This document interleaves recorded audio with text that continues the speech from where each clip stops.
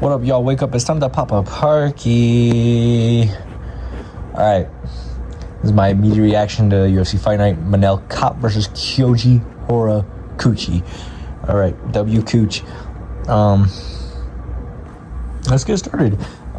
Shane Collins versus some random Muslim. Alright. I picked Shane Collins by round one knockout.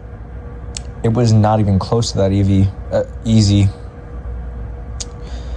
But for the most part, it was a good showing. Tanzalov, at the start, he shot a lot of takedowns. One thing I didn't like from Shane Collins, he kept jumping submissions. He almost had a Darce, I believe, in round one or round two. Almost had it. He jumped the Gilly in round one. He jumped the Gilly again in round three. Honestly, I thought that would tire his arms out, but he's got solid stamina. And to be honest, in round one, he was really squeezing for a second, and then he slowed down. He took his time, and then got up. That's something I noticed the whole fight. First of all, the takedowns, every time he was getting them, pretty much. But he was leaving his neck so open every single time. If Collins wanted to, he could have shot a Gilly. He could have jumped a Gilly, and he did a few times, and jumped a Darce too. I was really impressed with their pace in round one.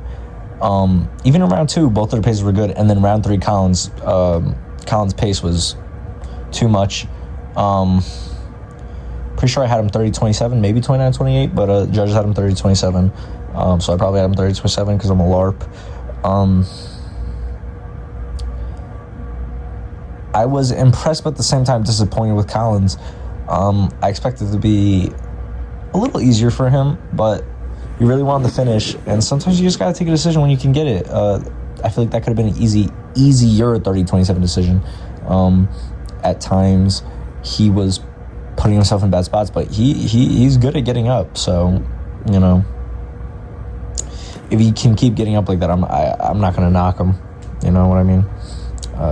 So impressive win from Collins, and he should just work his way up slowly. You know what I mean? All right, next is Carol Rosa versus Luana Santos, two ranked women's bantamweight fighters, number 8 and number 11 respectively.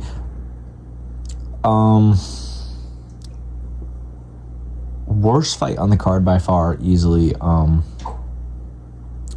I wanted to die watching it, to be honest. Carol Rosa, first of all, is the worst top 10 ranked fighter I think I've ever seen in my life.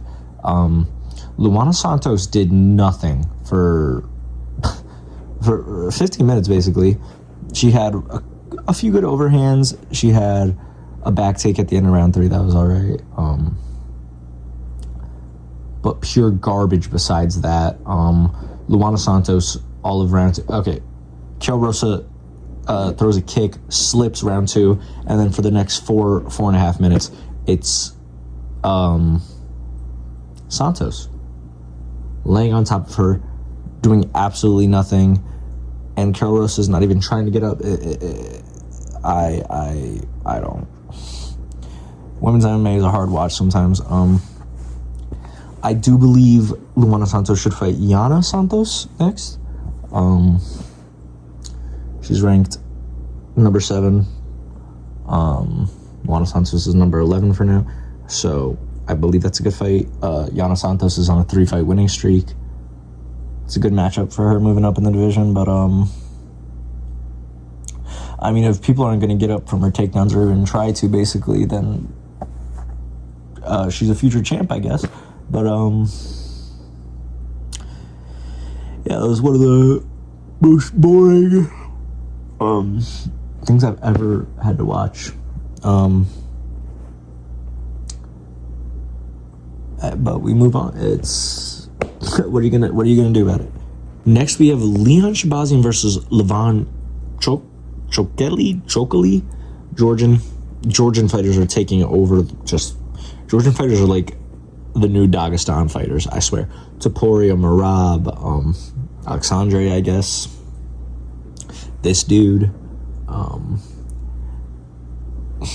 is Geiko Chikaze? He's low-key kind of ass, so he doesn't really count. But they're dangerous. They're moving up. They're dangerous. Leon Shabazian is... Okay, again, I've never trained a day in my life. I'm 18, and I've never touched... Whoa, okay. I've never trained. But, if you're wincing that bad from 2 calf kicks, I hope that person is Alex Pereira level of leg kicks, or you're the biggest pussy in the sport, because he landed 2 calf kicks and then just left himself wide open for that disgusting liver shot. That was one of the most disgusting punches I've ever seen. He was shaking like he just got knocked out cold from calf kicks and a liver shot. Amazing debut. Garbage performance from Leon Shabazian. I don't understand how he's... Edmund Shabazian isn't the best fighter ever, but he's not that. He's not whatever I just watched, so I don't... Hey, sometimes one brother gets it. Ilya Alexandre, you know what I mean? Javin and Farid, so... What are you going to do about it? Great performance from Levon Chicoli. I don't know who he should fight next. Whoever he wants, I guess.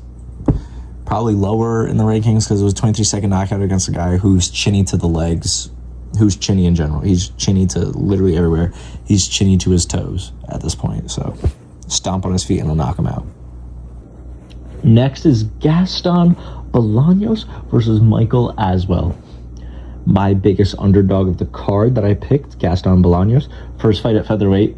To be honest, somehow missed that coming into the fight.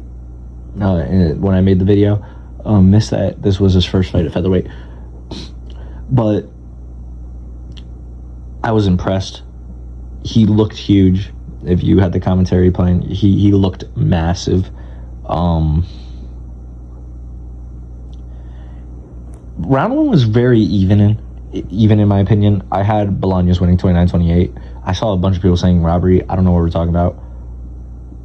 Michael Aswell was landing a lot on the guard, I felt like.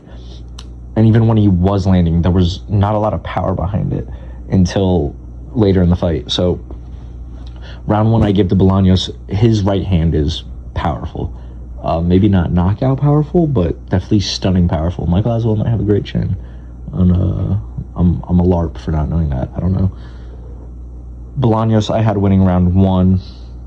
Fairly even round, but in my opinion, still obviously Bolaños doing more damage, stronger shots, consistently landing like on the face, on the chin, wherever he was shooting. Bolaños was doing a great job of mixing up the shots, going from the legs to the body to the head,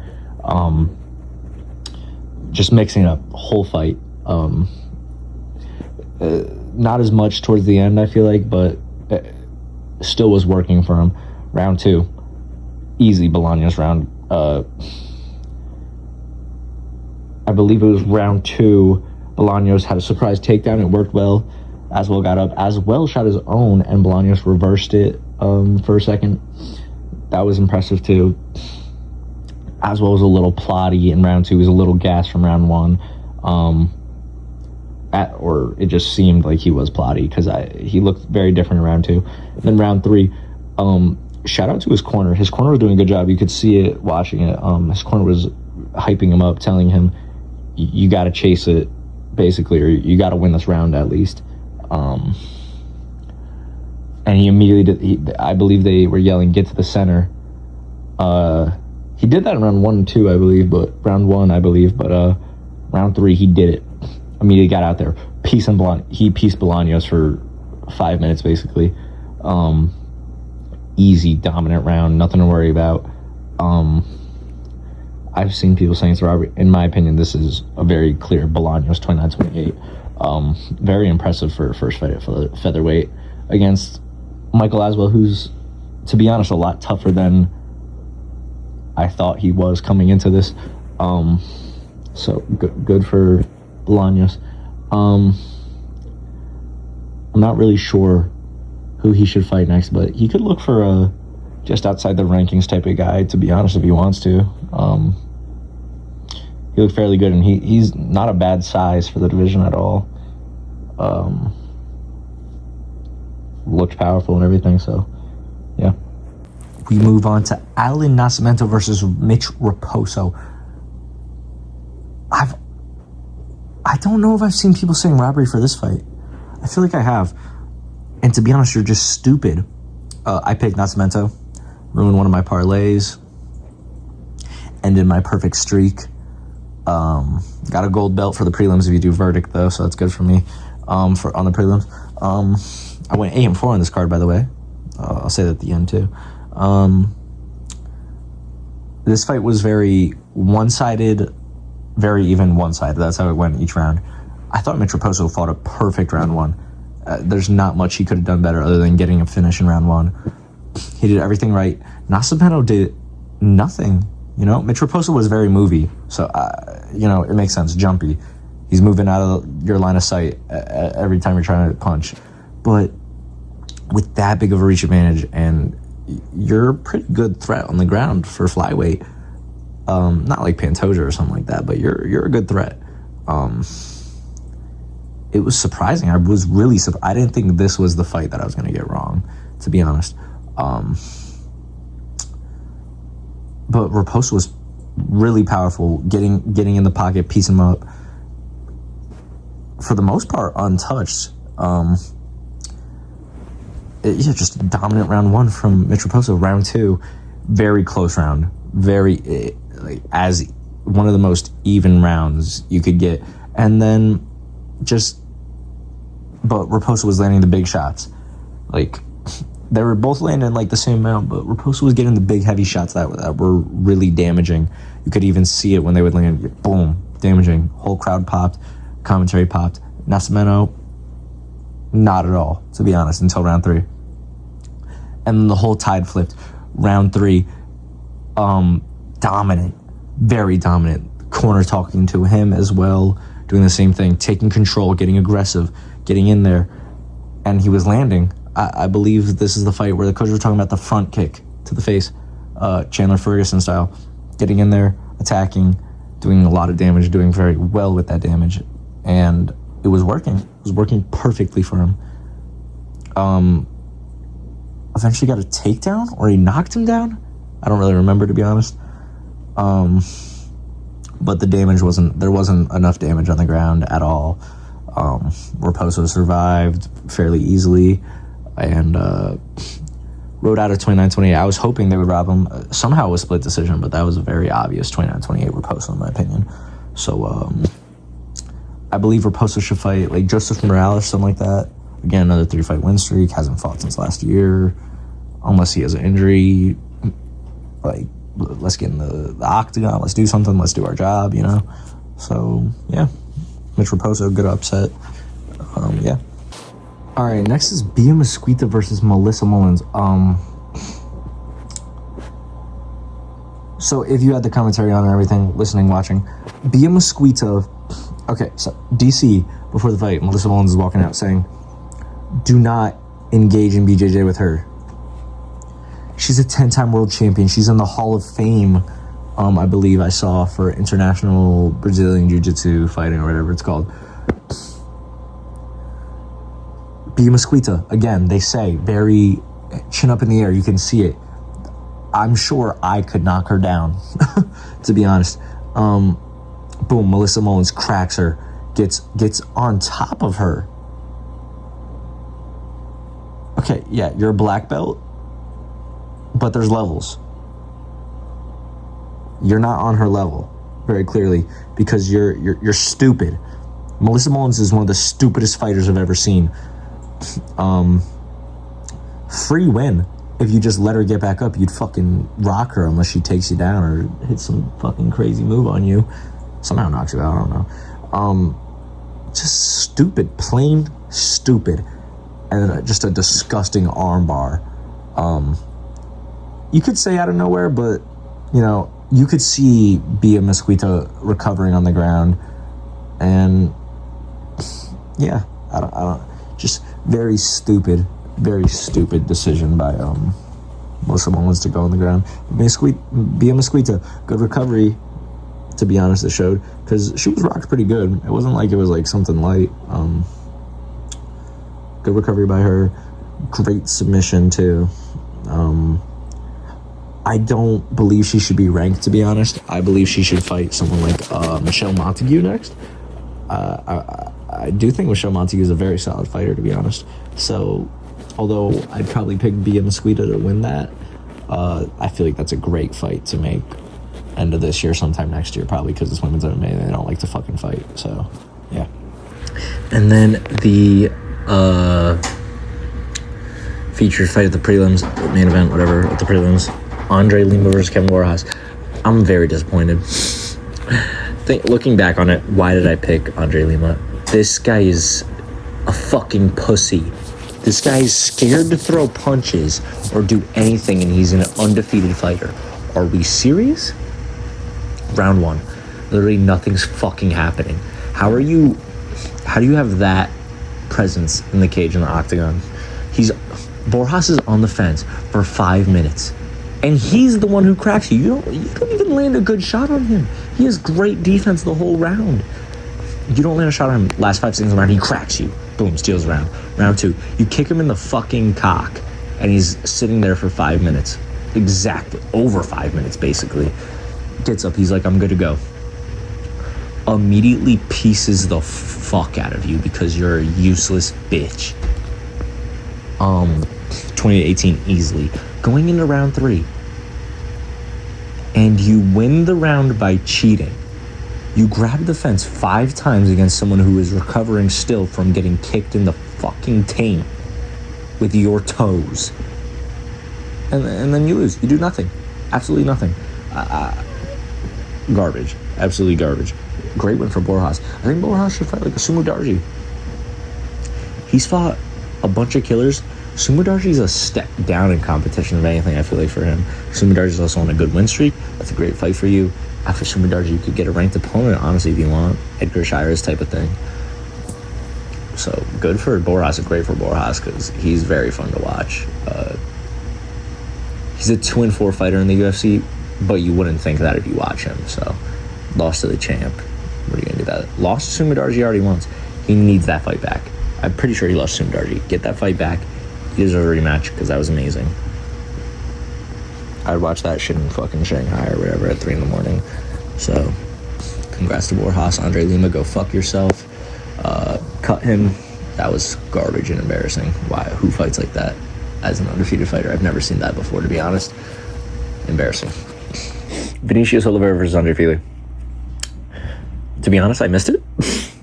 Came back, the fight was over. I was like, okay. Saw Andre Fili 1 round 1. Didn't rewatch the fight, but I rewatched the finishing sequence. Absolutely disgusting. There were complaints about the back of the head shot. He was bleeding out the back of his head, but from the angle that I saw, it didn't look illegal. It's like when you throw a head kick and it hits him on the ear and behind at the same time. Like, what are you going to do? It's an elbow, so it's different, but I didn't think it was terrible. Vinicius Oliveira, I don't know if you give him a ranked opponent. I guess you could put him against like Josh Emmett or something like that. I don't really know. I don't know if you give him a ranked fighter yet or not. I feel like people like Christian Rodriguez honestly deserve more of a ranked fighter after that, but I have ideas for Christian Rodriguez and those people. There's a lot of featherweight fights, by the way. I believe 5. All right, next fight, Melsik Bagdasaryan versus Murtzali Magomedov. Very fast fight, minute. There's a lot of questions about Magomedov still because it was a minute-long fight, but he took the back good. A disgusting twist that I've never seen before in my life, so very impressive submission. I did put him by knockout, but it doesn't matter. Round 1 finish, like I said. That's all that matters. Anyone. I believe he should fight. Don't push him up. Take your time to build him. I was thinking something like Jose Delano. Also debuted this year. I think that would be good. But if you don't want to like force him in against someone who's also new and upcoming, just give him someone a little older and not right outside the rankings, but like a little lower down the division, and I think that's good for him. Was very excited talking about the featherweight divisions dying. I could see him being a problem 3 or 4 years down the line for any ranked fighter. Okay, Hyder Emil versus Christian Rodriguez. First of all, very impressive and very slick submission after that disgusting head kick to knock Hyder Emil down for Christian Rodriguez. Hyder Emil had great dirty boxing, getting in there, making a brawl. What Rodriguez coach said was the worst thing that could happen in that fight for Rodriguez, and they were right. But I believe he threw about 4 or 5 head kicks before that last one that knocked him down, and they were all hitting. Not as hard or not as perfectly, but they were getting past his guard, past his hands, and hitting him in the head, grazing him, and like it was there the whole time. I could see it from the first one. I was like, okay, that's a problem. Very weak for Emil, that head kick defense, and then he threw was it, I believe, jab, feint straight into the head kick, dropped him, jumped onto that guillotine, and put him out cold with the submission. Disgusting. I believe Christian Rodriguez should fight someone like Nathaniel Wood. Nathaniel Wood's honestly a pretty big name outside of the rankings for the division, and in my opinion, he's earned that opportunity to fight someone with that big of a name, because Christian Rodriguez he's a pretty good fighter.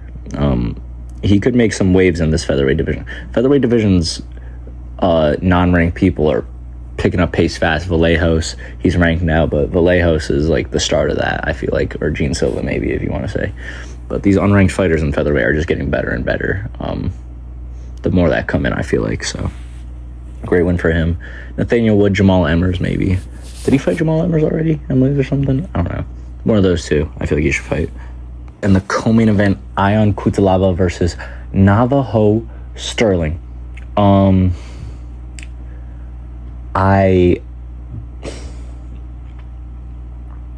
Here's my thing. Navajo Sterling is undefeated. Yes, he's won 4 fights now in the UFC. He's always sus, though. Never consistent, never just a good, solid finish. Always sus. Round 1, Cutelaba. I thought he had that first guillotine. Nope. Sterling, one thing he does have is he's not willing to give up. Never. And then he got that finish in round 2, and it was almost like he gave up. Cutelaba gave up. That's exactly what happened. Sterling, great scrambling whenever Cutelaba was on top. He wouldn't let him be on top of him for very long, except for round 1, for a little. But he gave up on those ground strikes. He didn't even try to get up. He could have got up. He probably would have got hit a lot, maybe dropped again, but didn't even try to get up. Very disappointing. And then Manel Kape versus Kyoji Horiguchi for the main event. I put Kyoji. I said I couldn't imagine Kape getting that finishing strike, and he got that finishing strike, so I didn't have to imagine it. I got to see it. Horiguchi was doing a good job the first 2 rounds. I said Kape won round 1. Honestly, wasn't paying that much attention round 1, so I'm probably wrong. But round 2, Horiguchi definitely won easily. Just got caught once. That's all it takes with Kape. Very clearly, four knockouts in a row. He should fight the winner of Pantoja versus Van 2. I don't care if Pantoja wins the rematch between him and Joshua Van. I want to see Kape fight the winner of that fight no matter what, because he's a problem, and he could definitely put out Pantoja or Van. He's got power like that, and he's very resilient. So, and I know he wants to get that win back against Pantoja after this. Kyoji Horiguchi beat him 9 years ago. Boom. UFC debut for Manel Kape, lost to Pantoja. Pretty close fight in terms of score, 29-28, I believe. So, I know he wants to get that back. And I guess I'll see y'all for picks for next week. What is next week? Rafael Fiziev versus Manuel Torres in Baku. Pretty sure that card's kind of ass, but Great win for Kape. Horiguchi, you could do him versus Tyra still, I feel like. I don't think Horiguchi lost much from losing this fight. And I want to say UFC Japan because I know those fans are insane. I mean, this guy Horiguchi has 350,000 fans and 350,000 followers on Twitter, on Instagram, and I'm sure that's all from Rise, and I'm sure he didn't gain that much from coming back to the UFC. So, congratulations to Kape, and let's pop a Berkey or something, bro. And I'll see y'all later. All right.